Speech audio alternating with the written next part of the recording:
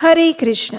माघ मास के कृष्ण पक्ष में आने वाली परम पावनी षटतिला एकादशी की आप सभी को हार्दिक शुभकामनाएं। प्रातः काल की इस मंगल बेला में हम परम भगवान श्री कृष्ण से यही प्रार्थना करते हैं कि वे आपको इस एकादशी व्रत के पालन द्वारा हर प्रकार के भौतिक सुख और आध्यात्मिक परम उच्च गति और उनकी शुद्ध भक्ति प्रदान करें। ये एकादशी अत्यंत विशेष है जो कि प्रत्येक वर्ष मार्ग मास के कृष्ण पक्ष की एकादशी तिथि को आती है। इस बार हम इस षटतिला एकादशी का पालन कर रहे हैं 25 जनवरी 2025 शनिवार के दिन, और इस व्रत का पारण हम करेंगे 26 जनवरी 2025 रविवार के दिन सुबह 7:22 से लेकर 10:53 के बीच में। ये एकादशी विशेष इसलिए है क्योंकि वर्ष की सभी एकादशियों में तिल का सेवन करना वर्जित माना गया है, लेकिन वर्ष में आने वाली एकमात्र यही ऐसी एकादशी है जिस दिन आपको तिल का सेवन करने की सलाह दी जाती है। जी हाँ, षटतिला एकादशी के दिन 6 अलग अलग प्रकार से तिल का सेवन करने की सुझाव हमें मिलता है शास्त्रों से, और इसी कारण से इस एकादशी को षटतिला एकादशी के नाम से जाना जाता है। ये एकादशी आपके पूर्व और वर्तमान जन्म के सभी पाप कर्मों को नाश कर देती है और उसके साथ साथ आपको भगवान श्री कृष्ण की विशेष कृपा प्रदान करती है। इस एकादशी व्रत का श्रद्धा और नियम पूर्वक पालन करने से भक्त अपनी आध्यात्मिक जीवन में प्रगति कर सकता है। तो चलिए, हर प्रकार की मनोकामना पूर्ण करने वाली इस परम मंगलमय षटतिला एकादशी का पालन करते हुए आज हम उसकी पौराणिक कथा का श्रवण करते हैं। एक समय युधिष्ठिर महाराज ने भगवान श्री कृष्ण से पूछा, हे जनार्दन, माघ मास के कृष्ण पक्ष में कौन सी एकादशी आती है और उसका महत्व क्या है? कृपया इस विषय में विस्तार पूर्वक बताएं। भगवान श्री कृष्ण ने मंद स्मित के साथ युधिष्ठिर महाराज के समक्ष देखा और जैसे जन कल्याण के लिए एक विशेष संदेश दे रहे हो उस भाव से उन्होंने कहा, हे राजन, माघ मास के कृष्ण पक्ष में आने वाली एकादशी को षटतिला के नाम से जाना जाता है। सभी पापों का नाश करने वाली इस एकादशी की कथा वास्तव में पुलत्स्य मुनि ने दालभ्य मुनि को कही थी। मैं उसी का पुनरुच्चारण आपके समक्ष करता हूँ, ध्यान पूर्वक सुनिए।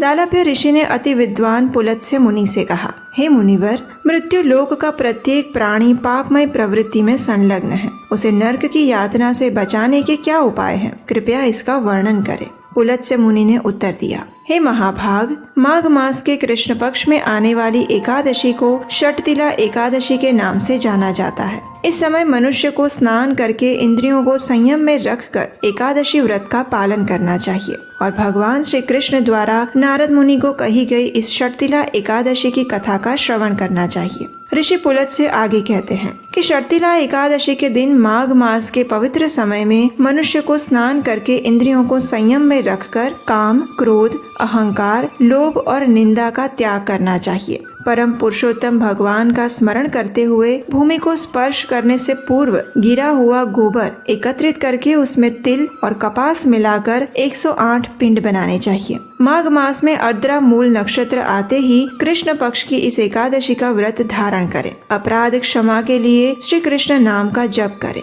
और रात्रि में होम जागरण करें। चंदन, कपूर और पवित्र भोग द्वारा पद्मनाभ श्री हरि की पूजा करें। फिर भगवान के पवित्र नामों का उच्चारण करते हुए पवित्र अग्नि में उन तिल मिश्रित 108 पिंडों को भगवान को अर्पित किया जाए। उसके साथ साथ सीताफल, नारियल और अमरूद भी अर्पित करें। अगर ये वस्तुएं उपलब्ध ना हो तो उसके विकल्प में सुपारी भी अर्पित की जा सकती है। षटतिला एकादशी पर तिल का दान देना, तिल का सेवन करना, तिल से स्नान करना, तिल डाला हुआ जल पीना, तिल का हवन करना और तिल का उपटन लगाना, ये 6 विशेष कार्य करने का महत्व है। तिल से जुड़े इन 6 कार्यों को करने के कारण ही इस एकादशी को षटतिला एकादशी के नाम से जाना जाता है। इस एकादशी के विषय में कहा गया है कि जो भी व्यक्ति इस षटतिला एकादशी के दिन तिल का दान देता है वो हजारों वर्षों तक स्वर्ग में वास करता है। पौराणिक समय में एक ब्राह्मणी रहती थी। ब्रह्मचर्य का पालन करते हुए वह भगवान की आराधना करती और व्रत उपवास का पालन करती थी, लेकिन कभी भी उसने किसी ब्राह्मण या देवताओं को अन्न का दान नहीं दिया था। अनेक यज्ञ और तपस्या के कारण उसका शरीर दुर्बल हो गया था। वह शुद्ध तो हो गई थी, लेकिन उसने कभी अन्नदान नहीं दिया, इसलिए उसकी तपस्या अधूरी थी। एक दिन उसकी परीक्षा लेने के लिए भगवान श्री कृष्ण ब्राह्मण के रूप में उसके घर गए और अन्न की भिक्षा मांगी। उस ब्राह्मणी ने ब्राह्मण के वेश में आए हुए भगवान से पूछा, हे ब्रह्मदेव, आप कहाँ से आए हैं? भगवान ने जानबूझकर कुछ नहीं कहा, इसलिए क्रोध में आकर उस ब्राह्मणी ने भगवान के भिक्षा पात्र में मिट्टी डाल दी। ये देखकर भगवान चुपचाप वहाँ से चले गए। अपनी तपस्या और व्रत पालन से वो ब्राह्मणी भगवान के धाम तो पहुँच गई, लेकिन वहाँ उसे संपत्तिहीन और कांतिहीन एक सुंदर महल मिला, जहाँ अन्न की कोई व्यवस्था नहीं थी। जब उस ब्राह्मणी ने ये देखा तो वह क्रोध में आकर भगवान से पूछने लगी, हे जनार्दन, मैंने सभी व्रत और तपस्या का पालन किया और आपकी उपासना की, फिर भी मुझे अन्न का अभाव क्यों मिला?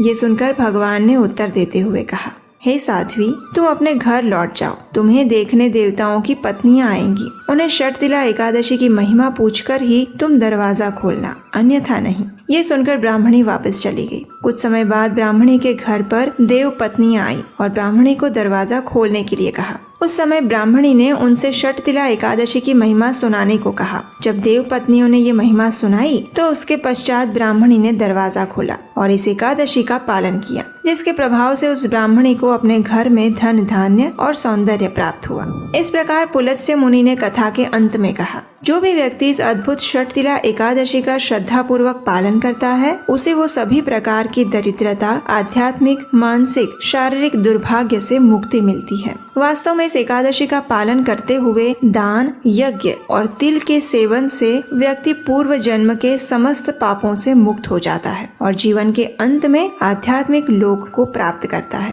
इस एकादशी के दिन व्यक्ति को ब्रह्म मुहूर्त में उठना चाहिए। ब्रह्म मुहूर्त यानी सूर्योदय से 1.5 घंटा पहले का समय। प्रातः में भगवान की मंगला आरती करनी चाहिए अथवा उसका दर्शन करना चाहिए। इस दिन अधिक से अधिक हरे कृष्ण महामंत्र यानी हरे कृष्ण कृष्ण कृष्ण हरे हरे, हरे राम राम राम हरे हरे, इस महामंत्र का जप करना चाहिए। तुलसी देवी की पूजा अर्चना करनी चाहिए। उन्हें जल अर्पण करना चाहिए और उनकी कम से कम 3 बार प्रदक्षिणा करनी चाहिए। इस दिन तुलसी देवी के समक्ष बैठकर हरे कृष्ण महामंत्र का जप करने से अधिक फल प्राप्त होता है। संपूर्ण दिन के दौरान अन्न, दाल, चावल इत्यादि का त्याग करके उपवास करना चाहिए। यदि आवश्यकता लगे तो आप फल, दूध या एकादशी प्रसाद भी ले सकते हैं। उपवास का अर्थ होता है अपनी शारीरिक और मानसिक चेतना को अधिक से अधिक कृष्णमय बनाना। उपवास का अर्थ सिर्फ बिना भोजन के रहना नहीं होता। उपवास करके यदि कोई प्रजल्प करता है, व्यर्थ वार्तालाप और टीवी, मोबाइल इत्यादि में समय गंवाता है, तो ऐसे उपवास का कोई अर्थ नहीं रह जाता। उपवास का अर्थ है अपनी सभी इंद्रियों को नियंत्रण में रखना, यानी ना तो किसी के ऊपर क्रोध करना, ना ही किसी की निंदा करना, ना तो झूठ बोलना और ना ही जरूरत से अधिक सोना। इस दिन अधिक से अधिक हरि कथा का श्रवण करना चाहिए और वो भी प्रमाणभूत वक्ता से। इस दिन आप भगवत गीता, श्रीमद् भागवतम जैसे वैदिक ग्रंथों का भी अध्ययन कर सकते हैं। प्रयास करना चाहिए कि अपनी चेतना को अधिक से अधिक भगवान श्री कृष्ण के केंद्र में स्थित करके रखें। इसके लिए आपको अपने घर का वातावरण भी ऐसा ही बना के रखना चाहिए। संध्या के समय आप अपने घर में भगवान के समक्ष और तुलसी देवी के समक्ष घी का दीपक अर्पित कर सकते हैं और हरे कृष्ण महामंत्र का कीर्तन कर सकते हैं। दूसरे दिन द्वादशी पर निर्धारित पारण के समय पर नियम अनुसार एकादशी व्रत का पारण करें। पारण के लिए बनाए गए भोजन प्रसाद को तुलसी पत्र डालकर सबसे पहले भगवान को अर्पित करें और फिर उसे किसी सुयोग्य ब्राह्मण या वैष्णव को खिला सकते हैं। अगर अपने घर में नहीं बुला सकते तो मंदिर में जाकर भी दे सकते हैं और अपनी क्षमता अनुसार कुछ न कुछ दान अवश्य दें। एकादशी व्रत का पालन तभी पूर्ण होता है जब द्वादशी पर दान दिया जाए। तो चलिए माघ मास की विशेष शर्तिला एकादशी का संपूर्ण श्रद्धा और निष्ठा पूर्वक पालन करते हैं। आज के दिन अपनी चेतना को अधिक से अधिक श्री कृष्ण के केंद्र में रखते हैं। श्री कृष्ण के सुंदर स्वरूप, दिव्य लीलाएं और अद्भुत गुणों का निरंतर श्रवण, कीर्तन और चिंतन करते हैं और अपने मनुष्य जीवन को सफल बनाते हैं। हरे कृष्ण।